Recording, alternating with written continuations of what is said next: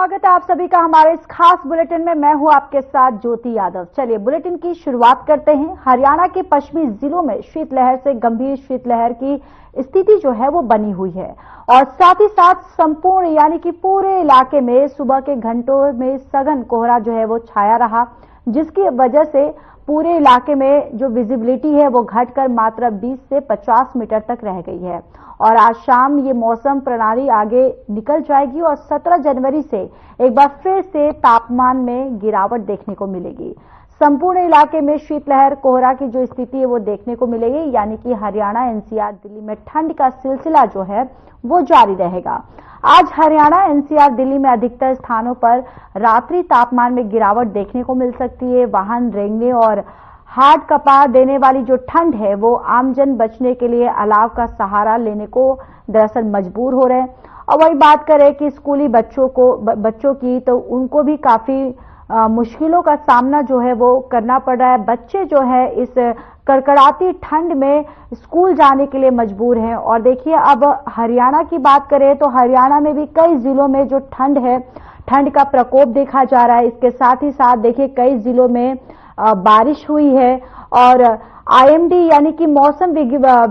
मौसम विज्ञान के द्वारा ये और जानकारी दी जा रही है, ये कयास लगाए जा रहे हैं कि आने वाला जो दिन है वो और भी ठंड हो सकता है, बरसात हो सकती है। यानी कि फिलहाल तो मौसम विभाग की तरफ से ये जानकारी मिल रही है कि लोगों को आने वाले दिनों में ठंड से राहत अभी फिलहाल मिलती हुई नजर नहीं आ रही है। वहीं देखा जाए जो लोग हैं, जिनका जो दिनचर्या जो है वो भी ठंड की वजह से उस पर प्रभाव पड़ रहा है। जनजीवन जो है वो पूरी तरह से अस्त व्यस्त हो गया है। और देखिए तस्वीरों में देखिए कि किस तरीके से ये पूरा आसमान जो है वो कोहरे के बादल से, पूरा ये जो कोहरे की वजह से ये बादल जो है वो ढक चुका है। और जो वाहन वाले जो लोग हैं, जो गाड़ियों से सफर कर रहे हैं, जो गाड़ियों से ऑफिस जाते हुए लोग, उनको भी काफी दिक्कतों का सामना करना पड़ रहा है, क्योंकि कोहरे की वजह से विजिबिलिटी जो है वो कम हो गई है। और विजिबिलिटी कम होने की वजह से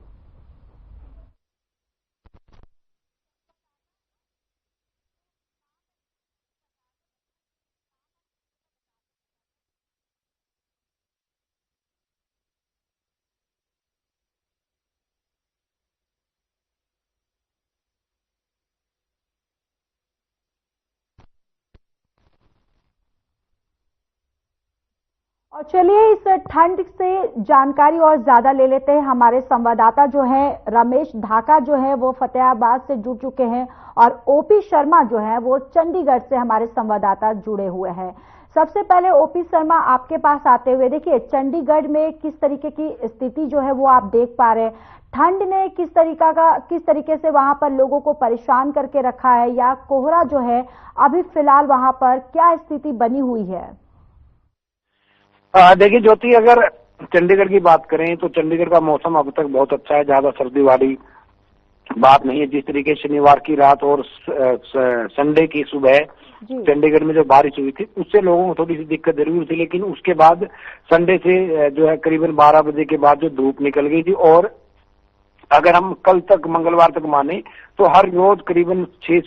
5 से 6 घंटे एक तेज धूप लोगों को देखने को मिल रही है, जिससे उनको सर्दी से जो है 2-4 नहीं होना पड़ता कम से कम दिन के वक्त। हालांकि 10 बजे से लेकर और सूरज छिपने 3 बजे तक जो अच्छी खासा मौसम रहता है और उसके बाद 5 बजे के आसपास जो है वो सर्दी आने लगती है। अगर मौसम विभाग के अगले कुछ दिनों की बात करें तो वो हरियाणा, इस वक्त चंडीगढ़ और हरियाणा में जो शाम तक जो बादल जो वो छा जाएंगे। और उम्मीद की जा रही है कि जो हरियाणा का उत्तरी हरियाणा है, खासकर इसमें कुरुक्षेत्र, कैथल, करनाल, पानीपत, सोनीपत, रोहतक, झज्जर, गुरुग्राम, फरीदाबाद, तो इन जिलों में धुंध का ऑरेंज जो है अलर्ट जारी किया गया, जबकि बाकी पूरे प्रदेश के लिए जो येलो अलर्ट जो कहीं ना कहीं जो जारी किया गया। और अगर आगे मौसम की बताऊं तो मतलब आज जिस तरीके 16 जनवरी है और 17 से 21 जनवरी अगले 4 दिन की जो बात करें तो इस दौरान जो है मौसम ड्राई रहेगा और पूरे जो पंजाब, हरियाणा, दिल्ली या पश्चिमी यूपी से लगते जो इलाके हैं, जो एक धान का या गेहूं का जो एक इलाका है, इस इलाके में जो तेज धुंध जो है वो लोगों को देखने को जो है वो मिलेगी। और हरियाणा ट्रैफिक पुलिस ने भी एडवाइजरी जारी की है कि धुंध के अंदर फॉग लाइट का इस्तेमाल करें, जब तक जरूरत ना हो वाहनों का इस्तेमाल ना करें। तो कुल मिला के कह सकते हैं कि चंडीगढ़ को अगर छोड़ दें तो हरियाणा में इस वक्त काफी डेंस जो धुंध का जो है लोगों को सामना करना पड़ा, जिसमें कहीं ना कहीं जो सामान्य जनजीवन है वो अस्त व्यस्त हुआ पड़ा है। ट्रेन भी जो काफी लेट चल रही है, बसें भी जो चल रही है वो उनमें भी जो लंबे रूट की जो बसें हैं वो भी करीबन 1 से 2 घंटे की देरी से चल रही है। तो कह सकते हैं कि 21 जनवरी तक इन हालातों के अंदर जो किसी तरह का कोई बदलाव देखने को नहीं मिलेगा। लेकिन अगर किसानों के नजरिए से इस धुंध को देखें तो बहुत अच्छी बात है। इस वक्त सरसों और गेहूं की फसल है वो तैयार हो रही है और उनका तना जो है वो अगर जितनी ज्यादा धुंध होगी तो कहीं ना कहीं तना मजबूत होगा। जब तना मजबूत होगा उसके ऊपर जो दाने का जो झाड़ होगा वो भी काफी अच्छा होगा। तो उस लिहाज से कह सकते हैं कि किसानों के लिए ये एक राहत भरी खबर है। लेकिन जो सामान्य जनजीवन है वो कहीं ना कहीं इस तेज धुंध से जो है वो काफी अस्त व्यस्त हो चुका है। जी बिल्कुल, जिस तरीके से आप बता रहे हैं कि जनजीवन जो है वो तो अस्त व्यस्त हो गया है, लेकिन वही अगर किसानों की बात करें तो किसान जो है इस धुंध भरी ठंड से कहीं ना कहीं वो खुश हैं, क्योंकि उनकी जो फसल के लिए ये लाभदायी है। बने रहिए, लौटूंगी आपके पास। हमारे साथ फतेहाबाद से रमेश जो है वो भी जुड़े हुए हैं। रमेश, आपके पास आते हुए देखिए वहां की स्थिति क्या दिखाई दे रही है, ठंड क्या है वहां पर, किस तरीके की ठंड जो है वहां पर पड़ रही है?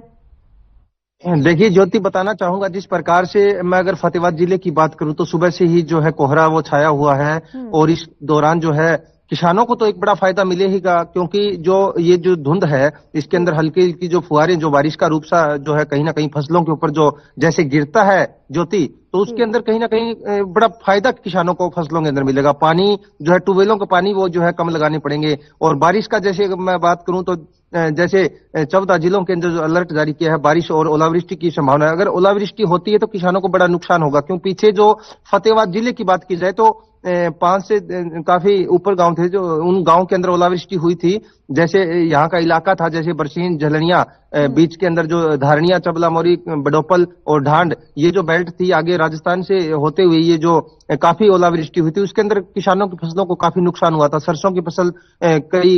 एकड़ के अंदर किसानों की खराब हुई थी। अगर बारिश नॉर्मल बारिश आराम से होती है, धीमी धीमी बारिश होती है तो किसानों को एक बड़ा फायदा भी मिलेगा। और धुंध की बात करूं तो धुंध जो है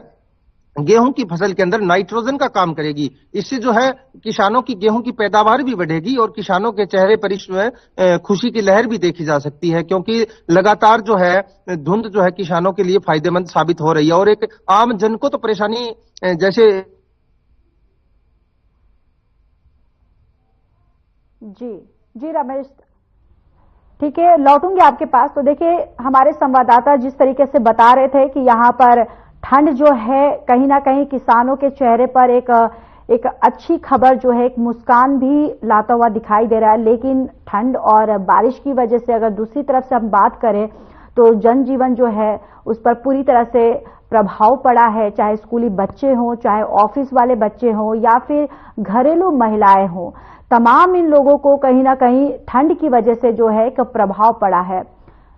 ठीक है रमेश, फिर से एक बार आपके पास आते हुए देखिए, अब स्कूली बच्चों की बात करें या फिर रैन बसेरे में जो लोग रहते हैं उनको लेकर वहां पर प्रशासन की तरफ से क्या कुछ तैयारियां की गई हैं?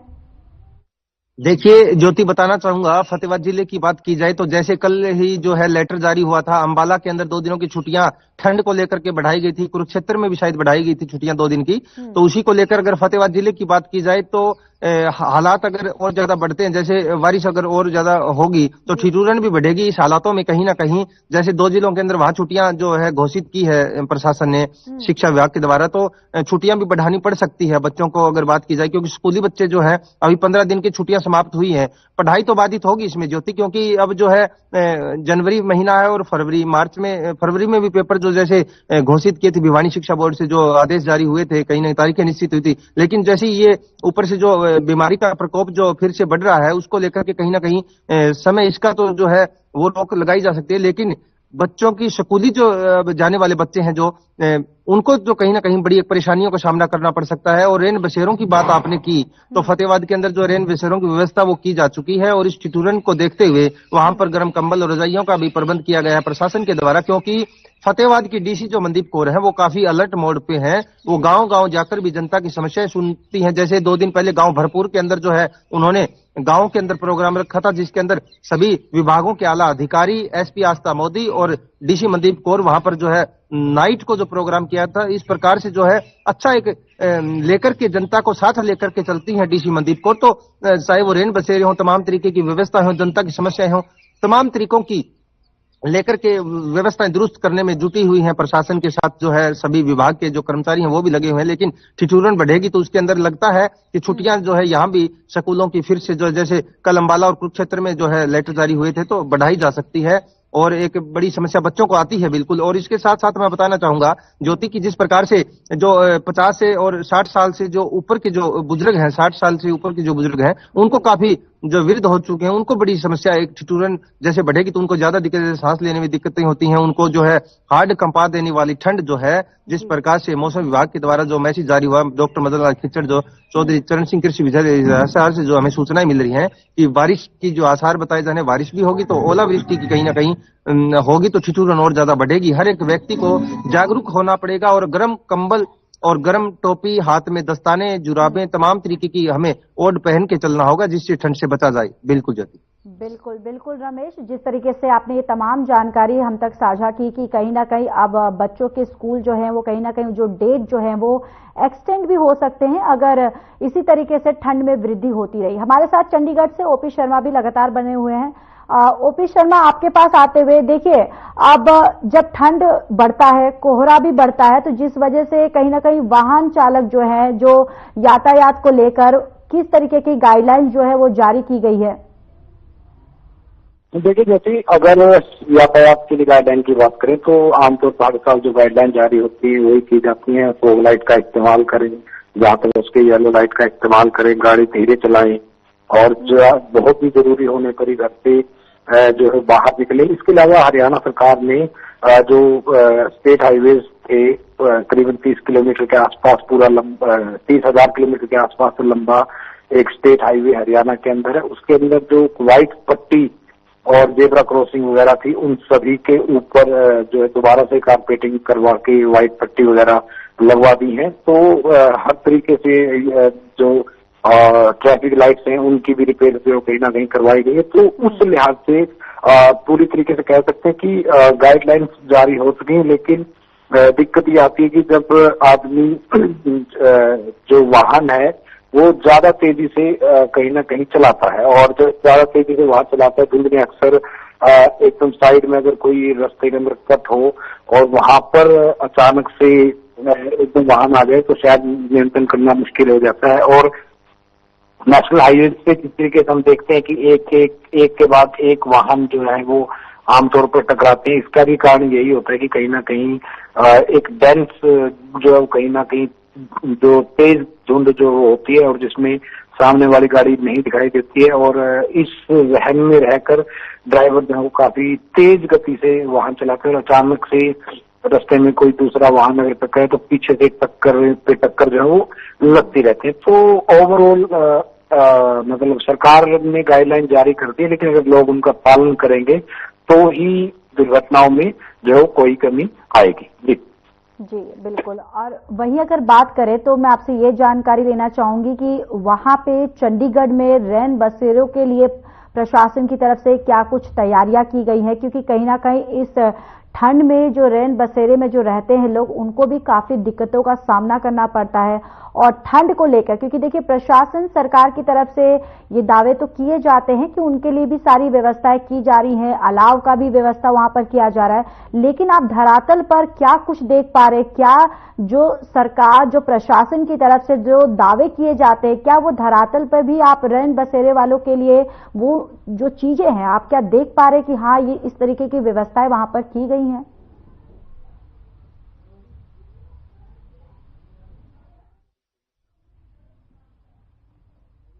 ओपी शर्मा, आप मुझे सुन पा रहे हैं आप? जी जी ज्योति, मेरा सवाल यही था कि देखिए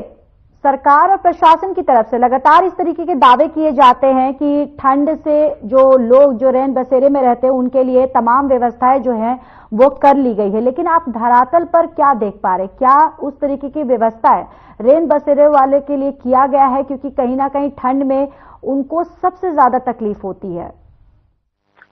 देखिए ज्योति, अगर चंडीगढ़ की बात करें तो चंडीगढ़ एक यूनियन टेरिटरी यानी कि केंद्र शासित प्रदेश है और यहाँ पर सरकारी नियमों की अवहेलना की बहुत कम गुंजाइश रहती है। जहां तक रैन बसेरों की बात है तो चंडीगढ़ में जहां जहां लेबर क्लास जो रह रही है उनके लिए जो रैन बसेरे हैं एक वो बना दिए गए, उनके अंदर ब्लोअर तक की जो व्यवस्था की गई है और एक टेम्परेचर तक जो है वो उसके अंदर करीबन 26 से 28 डिग्री के बीच का जो एक टेम्परेचर है वो तक मेंटेन करने के जो है प्रबंध सरकार की तरफ से किए गए। इसके अलावा जो चंडीगढ़ की जो बसें हैं उनके अंदर भी जो है वो कुछ एक जो रैन बसेरे हैं वो बस स्टैंड के आसपास जो है वो 17 और 43 में बनाए गए। लेकिन अगर चंडीगढ़ का कोई भी लेबर क्लास इलाका है जहाँ पे लेबर का आना जाना ज्यादा होता है तो वहां पर तमाम प्रबंध जो है चंडीगढ़ प्रशासन, जो यूनियन टेरिटरी प्रशासन है उनकी तरफ से जो किए गए हैं। और यहाँ पर शायद मैं मानता हूँ कि हरियाणा, पंजाब या बाकी राज्यों के मुकाबले जो सरकारी नियम है, सर्दियों की बात करें या गर्मियों की बात करें, लेबर क्लासेस के लिए जो भी हिदायतें जारी होती हैं उनका सख्ताई से जो है पालन किया जाता है। यहाँ तक कि रात को जो है वो पुलिस भी इन रैन बसेरों में गश्त करके देखती कि क्या कोई असामाजिक या कोई चोर चक्का या इस तरह के लोग तो नहीं रुके हुए। बाकायदा मतलब चंडीगढ़ के अंदर रैन बसेरों को लेकर किसी तरह की कोई दिक्कत नहीं है। जी बिल्कुल ठीक है, बने रहिए, लौटूंगी मैं आपके साथ। आपके पास रमेश जो है वो भी जुड़े हुए हैं। रमेश, देखिए आपके पास आते हुए जिस तरीके से आपने बताया कि जो स्कूली बच्चे हैं उनकी जो छुट्टियां हैं वो कहीं ना कहीं एक्सटेंड हो जाएगी, लेकिन देखिए अब वहां पर यातायात को लेकर क्या व्यवस्थाएं की गई हैं, क्या गाइडलाइन जारी की गई हैं? क्योंकि जो रोजमर्रा वाले जो लोग हैं, जो ऑफिस जाने वाले लोग हैं, जो विजिबिलिटी की वजह से उनको दिन में भी अपने हेडलाइट जलाकर जो सफर तय करना पड़ रहा है, तो इसको लेकर वहां पर यातायात को लेकर क्या कुछ गाइडलाइन जारी की गई हैं? इस प्रकार से अगर मैं फतेहाबाद की बात करूं तो यहाँ पर जो है जैसे पीडब्ल्यूडी विभाग है, जो सड़कों के ऊपर जो उनका जो सफेद पट्टियों की दिक्कत थी, जैसे ओपी शर्मा जी बता रहे हैं, वहां पर तो क्योंकि बड़ा एक सिस्टम है, वहां पर हेड ऑफिस ज्यादा है, तमाम तरीके की है, वहां भी अच्छी व्यवस्थाएं रहती है। लेकिन यहाँ भी अगर मैं बात करूं तो केसी कंबोज एक्शन से हमारी जो पीछे बात हुई थी सफेद पट्टी को लेकर के, तो वो जो एक रोड के ऊपर जो कहीं नहीं थी तो उनको लेके उन्होंने तुरंत एक्शन भी लिया और सफेद पट्टी जो जिन रोडों पे नहीं थी वहां पर लगाई गई है। लेकिन काबली कीकरी जो है कहीं ना कहीं, वो मैं जरूर एक प्रशासन को आज हर खबर टीवी चैनल के इस लाइव प्रोग्राम में अवगत कराना चाहूंगा कि पीडब्ल्यूडी विभाग है चाहे वन विभाग है, ये तमाम दोनों जो है, क्योंकि रोड इनके है और रोड के किनारे पेड़ पौधे जो है वन विभाग के हैं, तो कहीं ना कहीं उसको लेकर के इनको थोड़ा सा एक्शन लेना होगा। जहां पर जो है काबली कीकरें झुकी हुई हैं, तो कई रोड ऐसे हैं जहां पर जो सफेद पट्टी तक जो है वो काबली कीकरें जो पहुंच चुकी हैं झुक के आगे, जो वहां पर अचानक से हादसे हो सकते हैं। ऐसे में जिन रोडों के ऊपर ये काबली कीकरें झुकी हुई हैं वहां पर उनको हटाया जाए और ताकि राहगीर जो है वो जो किसी हादसे का शिकार ना हो। इसको लेकर के कुछ दिन पहले भट्टू से खाराखेड़ी रोड की कोई समस्या आई थी, रोड के किनारे खड्डे थे, जिस प्रकार से हमने उसको अपने चैनल के माध्यम से जो है उजागर किया, तो वो तमाम तरीके की समस्याएं थी उनको दुरुस्त भी पीडब्ल्यूडी विभाग ने किया है। और इसके साथ साथ एक आम जन को भी जो है जनता को संभल के चलना होगा। पिछला जो अपना हर खबर टीवी चैनल पे लाइव प्रोग्राम था उसके अंदर ये बातें रखी गई थी कि हर एक व्यक्ति जो है, जैसे ओपी शर्मा जी बता रहे हैं, हम क्या करते हैं कि धुंध के अंदर जो है एक दूसरे व्हीकल के पीछे गाड़ी नजदीक लगा के चलते हैं। 10-10, 20-20 गाड़ियां रोड पे इकट्ठी हो जाती हैं, जिसके आगे वाली जैसी गाड़ी एक्सीडेंट होती है तो पिछली सारी की सारी गाड़ियां उसमें ठुक जाती हैं। एक बड़ा हादसा कहीं ना कहीं हम अपनी लापरवाही के कारण कर बैठते हैं। तो ऐसे में यही कहूंगा कि जनता को जो है संभल के चलना चाहिए और गाड़ी से आगे जाने वाली गाड़ी की उस पीछे जलने वाली इंडिकेटरों का, लाइटों का सहारा लेके ना चलें, उससे कुछ दूरी जरूर रखें, काफी दूरी रखें और अपनी लाइट जो है, वाइपर है, इंडिकेटर है, फॉग लाइट है, तमाम तरीके की वो चीजें हमें दुरुस्त करनी होंगी। इसके साथ साथ एक बात फिर मैं इस चीज पे जाना चाहूंगा, रेन बसेरे वाली जो ज्योति आपने बात कही थी, कहीं ना कहीं एक बुजुर्ग थे जो कि उनकी जो हादसे उसको जो है रात के अंदर ठंड के कारण जो उनकी रेलवे स्टेशन भट्टू कलां के अंदर जो कुछ दिन पहले डेथ हुई थी, रात को वो जो है वहां पर ठंड की वजह से मरे हैं। तो वो मैं एक बात जरूर उठाना चाहूंगा, क्योंकि भट्टू जो है एक शहर का रूप ले चुका है और भट्टू के अंदर उप तहसील है, मार्केट कमेटी है, तमाम तरीके की एक बड़ी अनाज मंडी वहां पर लगती है, सब्जी मंडी वहां लगती है, फैक्ट्रियां, एक बड़ा कस्बा ले चुका है, रेलवे स्टेशन भी बड़ा है। तो वहां पर ये जरूर कहना चाहूंगा, प्रशासन से हमारी गुहार रहेगी आज, डीसी मनदीप कौर और आला अधिकारी, वहां के सरपंच, बीडीपीओ, तमाम तरीके के जो है वो जरूर उस पर संज्ञान ले। और रेन बसेरा भट्टू कलां के अंदर कोई रेन बसेरा नहीं है, वहां पर चाहे किसी तरह से तुरंत प्रभाव से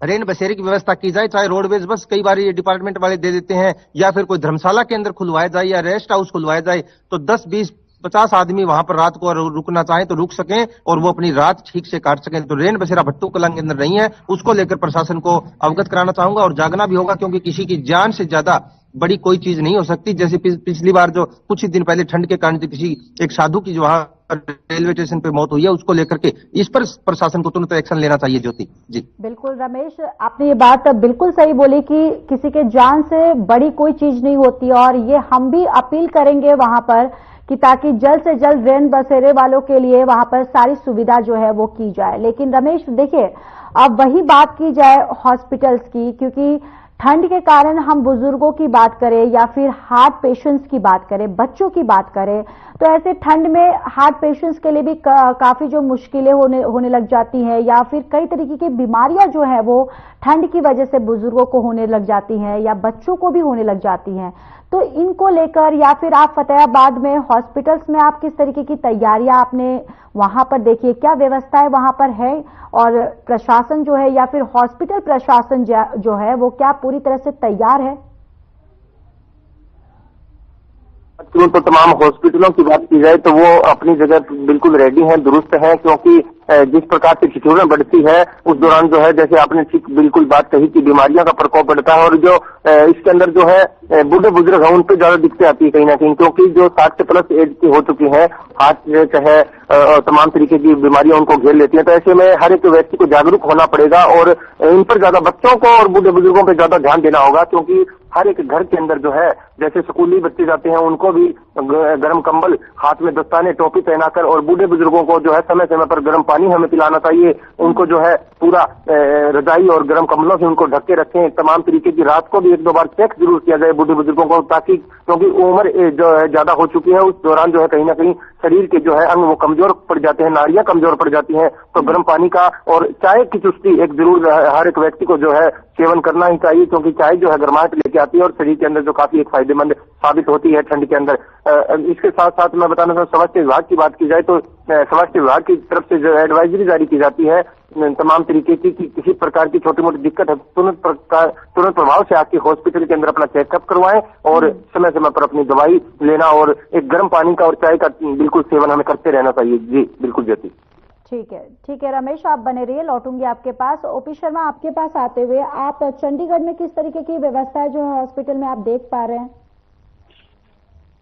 देखिए ज्योति, तेज सर्दी को लेकर प्रशासन अलग से कोई व्यवस्थाएं जो है सरकारी अस्पतालों में नहीं करता। आमतौर पर सर्दियों के दौरान जो है खांसी जुकाम जैसी या फिर अस्थमा जैसी जो है बीमारियां सामने आती हैं और ये कोई महामारी का रूप नहीं है। इसके लिए कह जाए, इन सभी के लिए एक जो सालाना मेडिकल बजट होता है उसी के तहत दवाएं आती हैं। अब ये तो है नहीं कि सर्दी आ गई है तो अलग से कोई जो है दवाएं उनके लिए लाई जाएंगी। ठीक है, एक नॉर्मल जो इंतजाम जो स्वास्थ्य विभाग हर साल करता है वही इंतजाम जो इस बार भी जो है वो किए हुए हैं। जी चलिए, बहुत बहुत धन्यवाद आप दोनों का हम तक और हमारे दर्शकों तक सारी जानकारी साझा करने के लिए। देखिए, हम भी लगातार आपसे यही अपील कर रहे हैं कि इस ठंड में अगर ज्यादा काम हो तभी आप अपने घरों से निकलें, वरना आप अपने घर पे रहें, सुरक्षित रहें। फिलहाल इस बुलेटिन में इतना ही। बाकी देश और दुनिया की तमाम बड़ी खबरों के लिए जुड़े रहिए हमारे साथ। नमस्कार।